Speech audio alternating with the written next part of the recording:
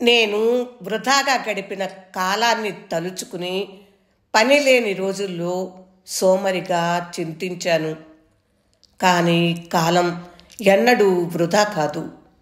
ప్రభువు, నా జీవితంలో ప్రతి క్షణాన్ని నువ్వు నీ చేతుల్లోకి తీసుకున్నావు.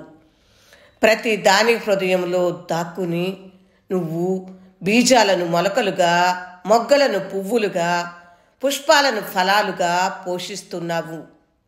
అలసి సోమరిగా పక్క మీద పడుకుని లోకంలోని పనంతా ఆగిపోయిందనుకున్నాను.